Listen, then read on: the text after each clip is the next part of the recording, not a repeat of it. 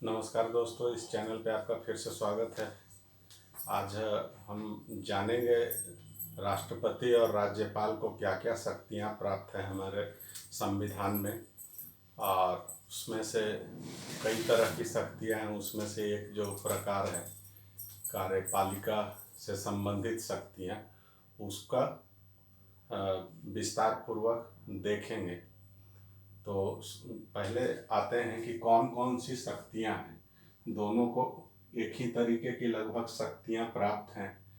फर्क इतना ही होता है कि राष्ट्रपति को पूरे भारत वर्ष के ऊपर जो कार्यपालिका शक्ति होती है या अन्य जो शक्तियाँ होती है उसके प्रधान होते हैं, और राज्यपाल की वही शक्ति अपने राज्यों तक सीमित होती है। तो शक्ति देखते हैं। राष्ट्रपति को जो शक्तियां प्राप्त है, दो तरीके या दो भागों में बांट सकते हैं। एक सामान्य शक्तियां और दूसरा आपातकालीन शक्तियां। राज्यपाल को जो प्राप्त है शक्तियां वो सामान्य और विवेकाधीन। तो सामान्य शक्ति तो दोनों के अंतर्गत आती हैं, जो हैं कार्यपालिका से संबंधित, ये दोनों को ही प्राप्त है। विधायिका से संबंधित दोनों को हैं। न्यायिक शक्तियाँ वो भी दोनों को प्राप्त हैं। वित्तीय शक्तियाँ ये भी दोनों को प्राप्त है। अब कूटनीतिक और जो सैन्य मामले होते हैं, अर्थात कूटनीतिक का मतलब कि विदेशों से जुड़े हुए जो मामले होते हैं, तो वो तो केंद्र सूची के विषय होते हैं, संघ के स्तर पे देखा जाता है। तो वहाँ पे राष्ट्रपति को ही वो शक्ति प्राप्त होती है, और राज्यपाल को इस संबंध में कोई शक्ति नहीं है। उसी तरीके से सैन्य जो शक्ति है, तो सेना भी जो है केंद्र के अंतर्गत आती है, संघ के अंतर्गत आता है। तो सेना से संबंधित भी जो शक्तियां हैं वो राष्ट्रपति को ही सिर्फ प्राप्त होती है। राज्यपाल को इस संबंध में कोई भी शक्ति प्राप्त नहीं है। अब इसकी जो दूसरी कैटेगरी है वो आपातकालीन। तो राष्ट्रपति को आपातकालीन शक्ति प्राप्त है। देश में इमरजेंसी लगाई जाती है, या वित्तीय इमरजेंसी, फाइनेंशियल इमरजेंसी जिसको कहा जाता है, वित्तीय आपातकाल, तो ये लगाने की शक्ति राष्ट्रपति को होती है। राज्यपाल को इस संबंध में शक्ति नहीं है। आपातकालीन वैसी कोई शक्तियाँ राज्यपाल को नहीं दी गई है। अब राज्यपाल को एक जो महत्वपूर्ण शक्ति है इसका, जिसका कि वह प्रयोग बृहत स्तर पे करते हैं, वो है विवेकाधीन शक्तियाँ। अर्थात राज्यपाल को कई ऐसे प्रावधान हैं जिसके अंतर्गत उन्हें अपने विवेक से फैसला लेना पड़ता है। तो ऐसी शक्तियां राज्यपाल में ज़्यादा है। राष्ट्रपति में विवेकाधीन शक्तियां हैं परंतु कम हैं। राज्यपाल में विवेकाधीन शक्तियां बहुत ज़्यादा हैं। तो अब हम आते हैं कि कार्यपालिका से संबंधित शक्ति राष्ट्रपति और राज्यपाल को जो दिए गए हैं वो क्या होती हैं। तो दोनों को एक ही तरीके की शक्ति है लगभग। राष्ट्रपति को केंद्र के स्तर पे है, पूरे भारतवर्ष के लिए है, और राज्यपाल को सिर्फ अपने राज्यों तक सीमित रखा गया है। तो कार्यपालिका सबसे पहले जानना होगा कि कार्यपालिका क्या होती है। तो दोस्तों, कार्यपालिका वो संस्थाएं होती हैं या वो लोग होते हैं, वो अधिकारी होते हैं जो सरकार के नीति, नियम और कार्यक्रमों को लागू करते हैं। नीति, नियम, कार्यक्रम, योजना जो भी सरकार बनाती है, तो उन सारी योजनाओं को, नीतियों को, कार्यक्रमों को लागू करने की जिम्मेवारी होती है। अब इसी के अंतर्गत सारे अधिकारीगण आते हैं। शीर्ष पे हमारे राष्ट्रपति होते हैं, और राज्यों में कार्यपालिका के शीर्ष पर राज्यपाल होते हैं। अब इसके अतिरिक्त, खुद के अतिरिक्त अन्य अधिकारियों, पदाधिकारियों की नियुक्ति के संबंध में उन्हें क्या अधिकार दिए गए हैं, तो वो उसकी बात यहाँ पे की जाती है। राष्ट्रपति और राज्यपाल की कार्यपालिका शक्ति के अंतर्गत। तो वो क्या है, तो जैसे प्रधानमंत्री की नियुक्ति, मंत्रियों की नियुक्ति, इसके अतिरिक्त कई अधिकारी आते हैं, जज आते हैं, महान लेखा एवं नियंत्रक परीक्षक आते हैं। तो बहुत सारे ऐसी संस्थाएं हैं जिनका गठन किया जाता है। उन संस्थाओं के गठन करने की शक्ति जो है वो राष्ट्रपति को दी गई है और राज्यों में राज्यपाल को दी गई है। तो वो कौन कौन सी संस्थाएं हैं, कौन कौन से पदाधिकारी हैं, तो उसको हम जानते हैं। तो सबसे पहला जो आता है कि अनुच्छेद 53, और सेम जो है उसी का पैरेलल राज्य में अनुच्छेद 154 है। अनुच्छेद 53 में क्या प्रावधान है, तो संघ की कार्यपालिका शक्ति राष्ट्रपति में निहित होगी और वो उन शक्तियों का प्रयोग स्वयं कर सकते हैं या अपने अधीनस्थ पदाधिकारियों के द्वारा उन शक्तियों का प्रयोग करेंगे। तो इस अनुच्छेद को हम लोगों ने पहले भी देखा था। अब यही लाइन हूबहू 154 में राज्यपाल के लिए दिया गया है कि राज्य की कार्यपालिका के प्रमुख कौन होंगे, तो राज्यपाल होंगे, यानी पूरी कार्यपालिका शक्ति राज्यपाल के हाथों में ही निहित होगी और इसका प्रयोग वह स्वयं करेंगे या अपने अधीनस्थ पदाधिकारियों के द्वारा करेंगे। अब इसका एक मतलब यह भी होता है कि भारत का या संघ का जो भी कार्य होगा वो राष्ट्रपति के नाम पे होता है और इसी तरीके से राज्यों के सारे काम राज्यपाल के नाम से किए जाते हैं। तो हम समझते हैं कि आपको क्लियर हुआ होगा। अब अनुच्छेद 74 और राज्यों के लिए इसी संबंध में अनुच्छेद 163 दोनों सेम है।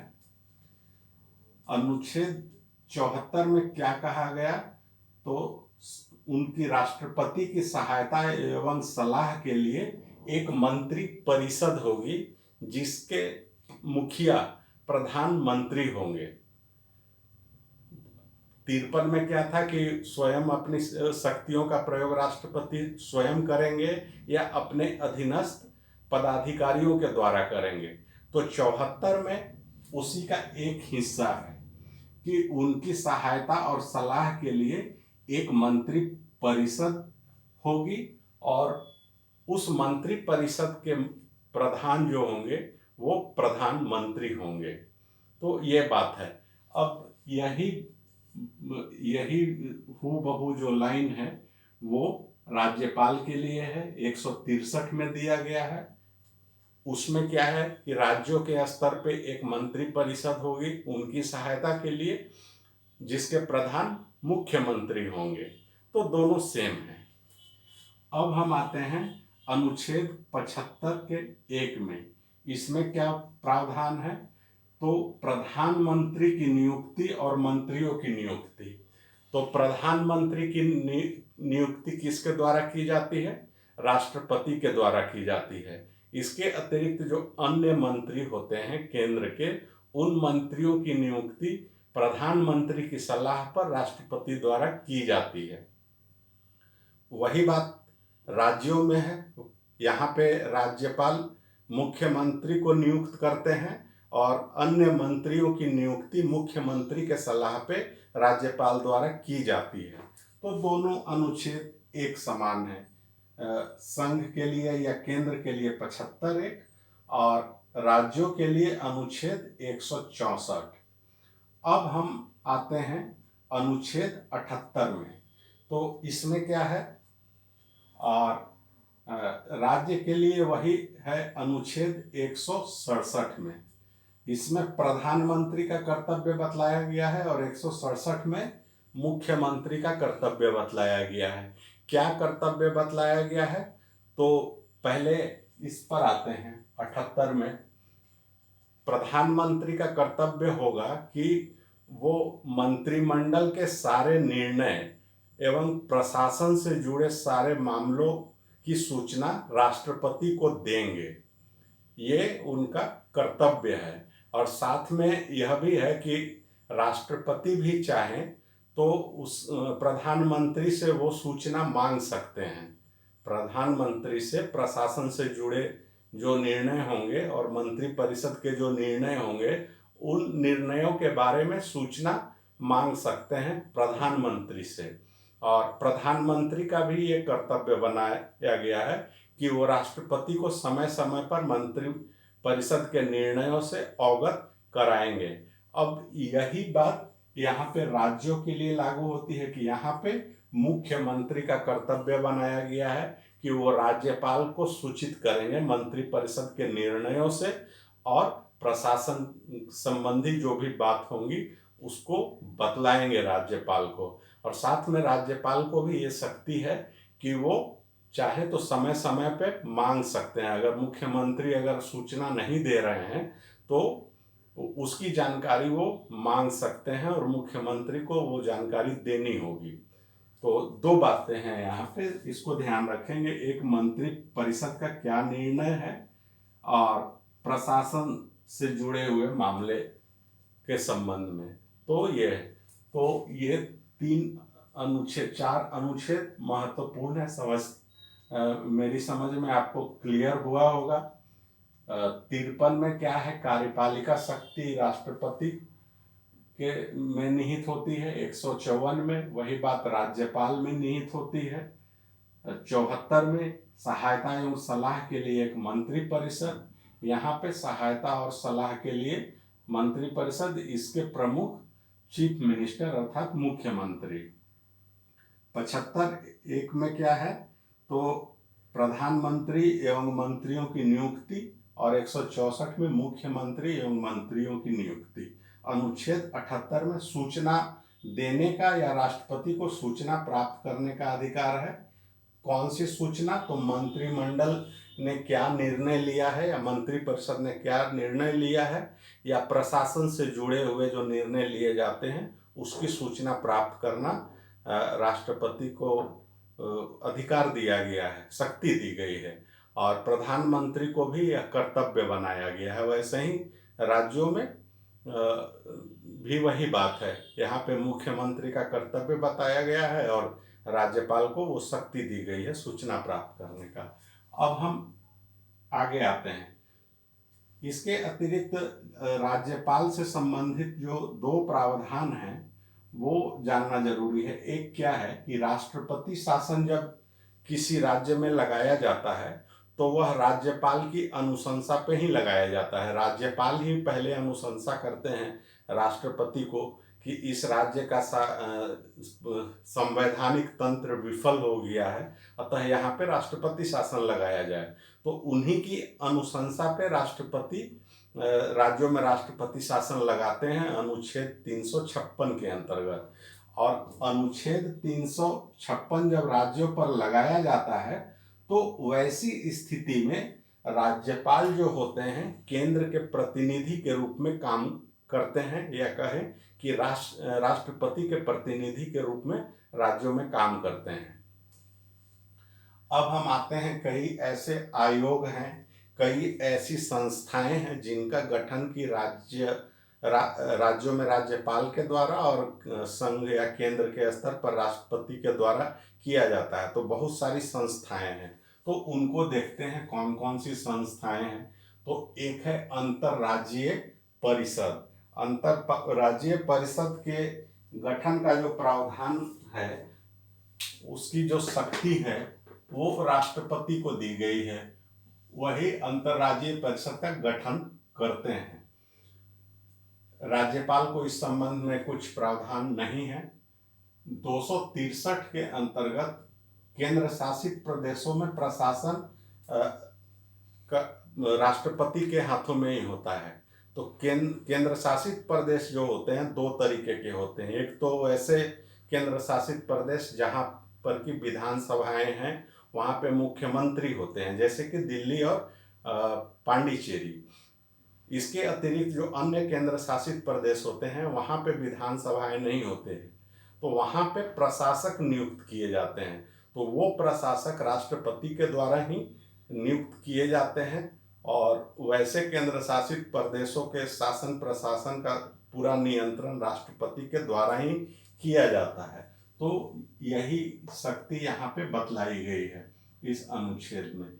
इसके अतिरिक्त अन्य क्या है, तो एसटी क्षेत्र, एससी और एसटी क्षेत्र की घोषणा जो होती है, जो पहचान की जाती है, तो वो राष्ट्रपति के द्वारा ही की जाती है। तो उस संबंध में पावर यहाँ पे बतलाया गया है, यह शक्ति दी गई है राष्ट्रपति को। इसके अतिरिक्त हम आते हैं नियुक्ति से संबंधित। बहुत सारे जो अधिकारी पदाधिकारी हैं उनकी नियुक्ति राष्ट्रपति और राज्यपालों के द्वारा की जाती है। तो वो कौन कौन से पदाधिकारी हैं, तो सबसे पहले तो हमने देख लिया कि प्रधानमंत्री एवं मंत्री की नियुक्ति राष्ट्रपति करते हैं 75(1) के अनुसार। वैसा ही राज्यपाल मुख्यमंत्री और मंत्री की नियुक्ति करते हैं। राज्यपाल की और प्रशासक की नियुक्ति राष्ट्रपति के द्वारा की जाती है। जज, सुप्रीम कोर्ट और हाई कोर्ट के जो जज होते हैं उनकी नियुक्ति भी राष्ट्रपति के द्वारा की जाती है। अब यहाँ पे राज्यपाल को जो शक्ति दी गई है, इसमें क्या है कि जिस हाई कोर्ट में जज की नियुक्ति की जाती है तो वहाँ के राज्यपाल से परामर्श लिया जाता है। तो यहाँ पे राज्यपाल को हाई कोर्ट के जज की नियुक्ति से संबंध में परामर्श देने का अधिकार दिया गया है। अब राज्यों में क्या होता है, तो हाई कोर्ट के अंतर्गत डिस्ट्रिक्ट कोर्ट आता है। तो उन डिस्ट्रिक्ट कोर्ट में जजों की जो नियुक्ति होती है उसकी नियुक्ति की शक्ति राज्यपाल को ही होती है। जैसे यहाँ पे सुप्रीम कोर्ट और हाई कोर्ट के जज को नियुक्त करने की शक्ति राष्ट्रपति को होती है, वैसा ही राज्यों में डिस्ट्रिक्ट कोर्ट के जो जज होते हैं या अन्य जो जज होते हैं उनकी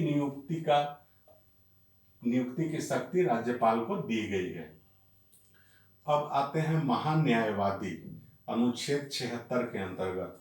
महान्यायवादी अर्थात जो सरकार को कानूनी सलाह देने वाले सबसे वरिष्ठ विधिवेता होते हैं, वो महान्यायवादी होते हैं। तो उनकी नियुक्ति भी राष्ट्रपति के द्वारा की जाती है। राज्यों में महाधिवक्ता होते हैं और उनकी नियुक्ति राज्यपाल के द्वारा की जाती है।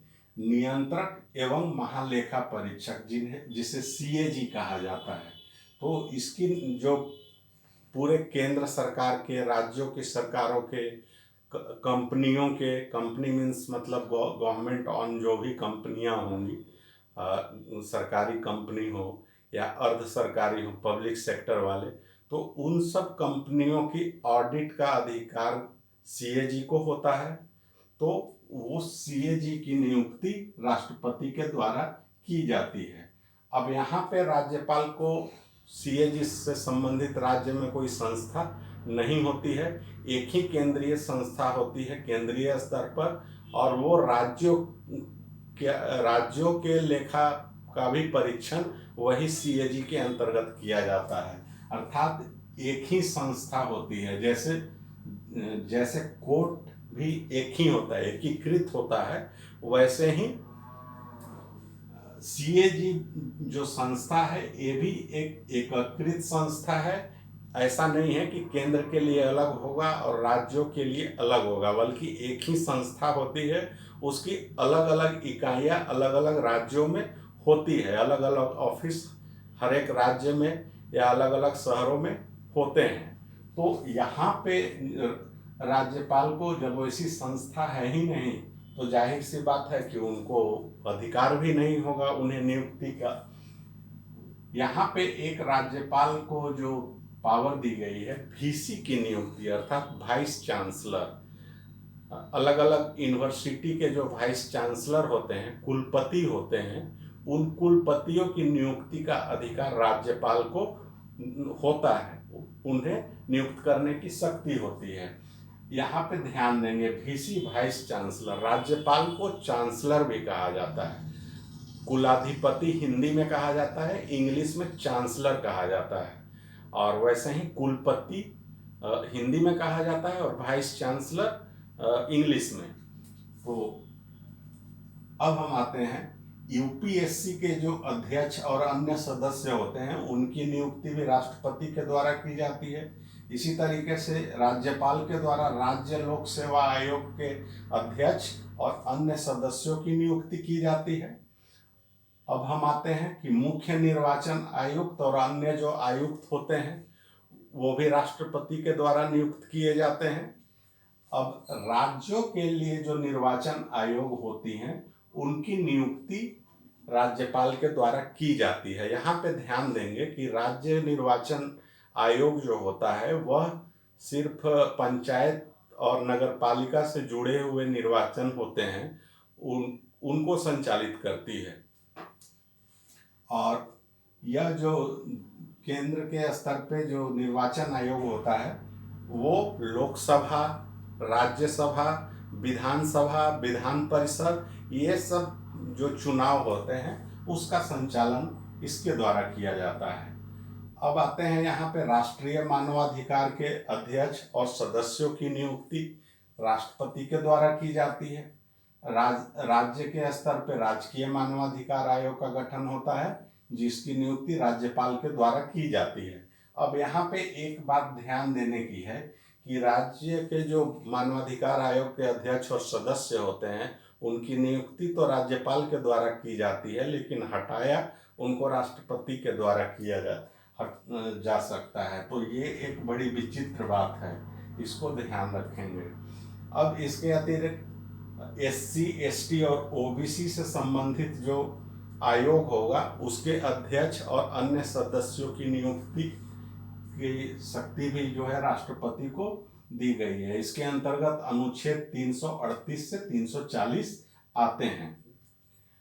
एक और जो बहुत महत्वपूर्ण बात है, दिल्ली और पुडुचेरी, पांडिचेरी भी कहा जाता है इसे, तो इसके जो मुख्यमंत्री होते हैं उनकी नियुक्ति भी राष्ट्रपति के द्वारा की जाती है। तो यह एक बहुत महत्वपूर्ण बात है, इसको आप नोट करेंगे कि दिल्ली और पांडिचेरी के जो मुख्यमंत्री होते हैं उनकी नियुक्ति राष्ट्रपति के द्वारा की जाती है, परंतु उनका शपथ ग्रहण जो होता है उपराज्यपाल के द्वारा करवाया जाता है। अब हम आते हैं कि वित्त आयोग का गठन अनुच्छेद 280 के अंतर्गत वित्त आयोग का गठन भी राष्ट्रपति के द्वारा किया जाता है। और वैसा ही राज्यों में भी एक वित्त आयोग का गठन होता है जिसकी शक्ति राज्यपाल को होती है। अब एक राजभाषा आयोग है अनुच्छेद 344 के अंतर्गत, इस राजभाषा आयोग का गठन राष्ट्रपति के द्वारा किया जाता है। तो ये थे। इसके अतिरिक्त अन्य भी बहुत सारी संस्थाएं हैं जिनका कि राष्ट्रपति और राज्यपाल के द्वारा गठित किया जाता है, या उन संस्थाओं के जो सदस्य या अध्यक्ष होते हैं उनकी नियुक्ति की जाती है। तो हम लोग आगे जब कॉन्स्टिट्यूशन में बढ़ेंगे तो वो सारी संस्थाएं आएंगी चर्चा में, तो वहाँ पे हम लोग देखेंगे। यहाँ जो मुख्य रूप से जो मुख्य जो बिंदु थे उसको हमने यहाँ पे देखा है। तो दोस्तों, हम उम्मीद करते हैं कि आपको ये वीडियो पसंद आया होगा। पसंद आया हो तो लाइक ज़रूर करेंगे, शेयर करेंगे अपने दोस्तों के बीच में। इस चैनल को सब्सक्राइब कर लें, नोटिफिकेशन वाली घंटी ज़रूर बजा दें ताकि जो भी वीडियो अपलोड हो उसकी सूचना आपको तुरंत मिल जाए। धन्यवाद दोस्तों।